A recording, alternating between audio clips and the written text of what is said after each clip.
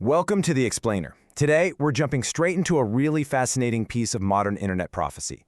We're going to look at how one online watchman pieces together this massive web of global events, historical anniversaries, and even deeply personal dreams to pinpoint two specific dates, July 16th and 17th. So let's dive right in and map out exactly why July 16 and 17 matter so much, and honestly, how this whole intricate puzzle gets constructed. I mean, it kind of sounds like the setup for a crazy mystery novel, right?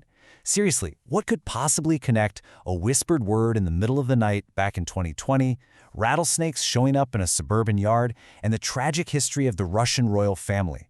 Well, according to a presenter from the YouTube channel Worship and Watch, these aren't just random isolated occurrences. No, they're deeply connected signposts, pointing toward a highly anticipated window of time. In this explainer, we're going to break down the exact methodology this presenter uses to connect all these seemingly disparate dots. Section 1, the July High Watch.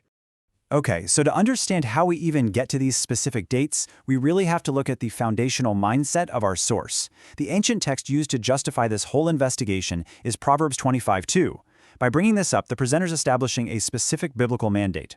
To this watchman, things like scripture, geopolitical news, and even personal life events, they're like a giant divine puzzle that's actively meant to be solved. He explains that his community views themselves as kings and priests, and it's literally their duty to search out these clues, parables, and symbolism hidden in plain sight. They aren't just taking wild guesses. In their view, they are actively decoding reality. Section 2, Geopolitics and Global Signs.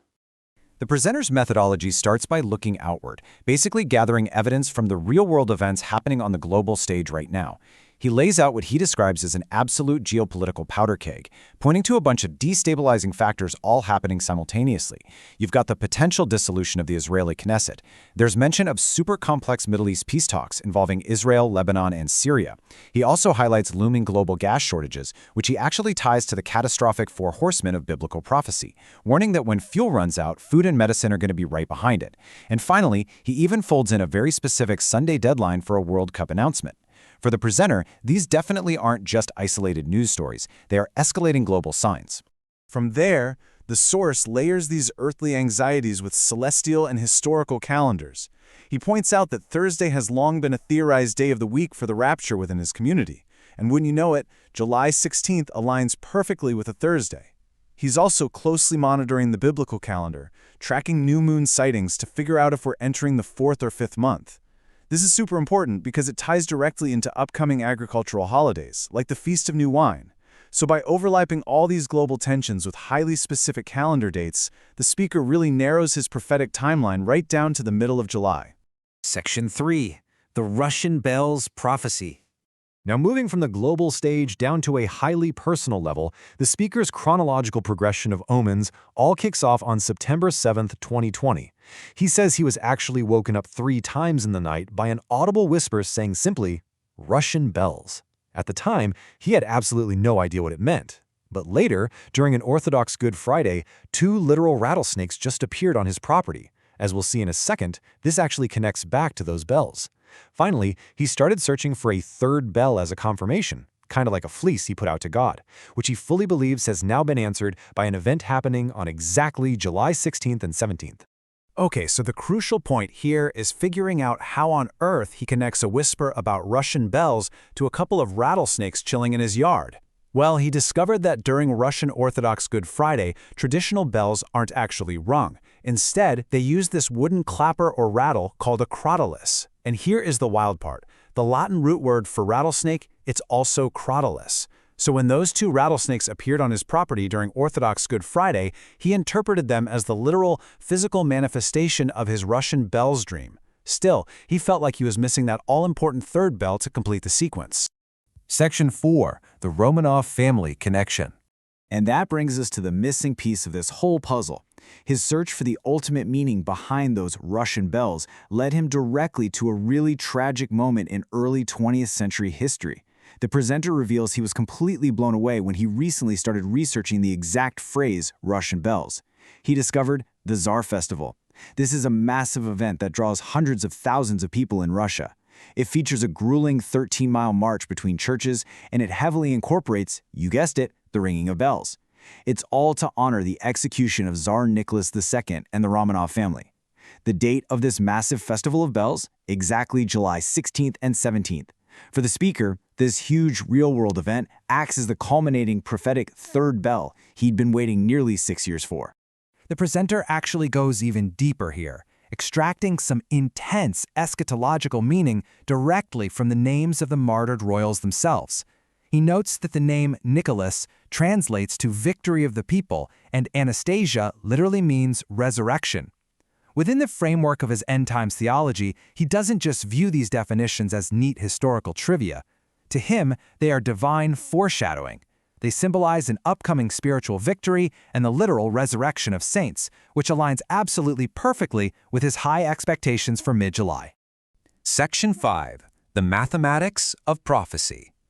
We are now entering what's probably the most complex layer of the speaker's analysis, the intricate numerical framework he uses to bind all these historical clues and personal dreams together into mathematical certainties. The source actually sat down and calculated the exact number of days between the night he heard that whisper about Russian bells on September 7th, 2020, and the upcoming date of July 16th. The result he arrived at? Exactly 2,137 days. So what does that specific number actually mean? Well, in biblical study, something called the Strong's Concordance assigns a number to every original Hebrew and Greek word in the Bible. When the speaker looks up the number 2,137, he finds that in the Greek dictionary, it points to a word meaning successful journey, which is used in Romans 1:10. Over in the Hebrew dictionary, 2,137 translates to crystal or glass. The presenter instantly links this to the biblical imagery of the sea of glass up in the heavenly kingdom. So to him, the math is literally confirming a successful journey to heaven. But of course, the mathematical alignments don't just stop there. He also points out the number 108. It turns out this is the exact anniversary number of the Romanov family's execution, which naturally falls right on these July dates. Following that exact same logic, he maps this 108th anniversary directly over to the 108th chapter of Psalms. As he reads through Psalm 108, he highlights its incredibly vivid imagery, things like being exalted above the heavens, truth reaching under the clouds, and God's beloved being delivered from their enemies. For a watchman actively looking for a heavenly departure, reading about being lifted up to the clouds in a chapter that perfectly matches the anniversary year of his Russian bell sign, in his mind, that is just absolute confirmation. Section 6. A Warning to the World. So, bringing all these floating puzzle pieces together, we finally see exactly why July 16 and 17 matters so much to the source. He's constructed a really intricate web of evidence. We've seen how he synthesizes the tangible reality of geopolitical instability and fuel shortages with that deeply personal 2020 dream about Russian bells, the historical reality of the Romanov Memorial on July 16th and 17th, and finally, those super precise mathematical alignments of 2,137 days in Psalm 108. Now, he presents this convergence not necessarily as an absolute guarantee of a date, but definitely as an undeniable, heavily supported threshold that commands our immediate attention. Because look, while the speaker is obviously heavily focused on the hope of a spiritual deliverance, he's also making sure to ground his final message in earthly reality. He issues a very practical warning to his audience, specifically noting some off-the-charts earthquake warnings happening in his home base of Southern California. He makes it crystal clear that even if July 16th and 17th don't bring the ultimate spiritual event he's hoping for, those Russian bells could very easily be a warning of some catastrophic earthly events that are just about to unfold. And that brings us to the end of our explainer. Regardless of where you might stand on the specific prophetic claims presented by the source, the actual architecture of the theory itself is just a fascinating look at the human mind. So what drives our profound desire to weave such complex patterns of ancient text, historical anniversaries, and personal dreams together when we're faced with an uncertain global future? It's a pretty powerful reminder of our enduring human need to find structure, to find meaning, and to envision a successful journey even when we're surrounded by chaos. That's it for this explainer. Keep asking questions.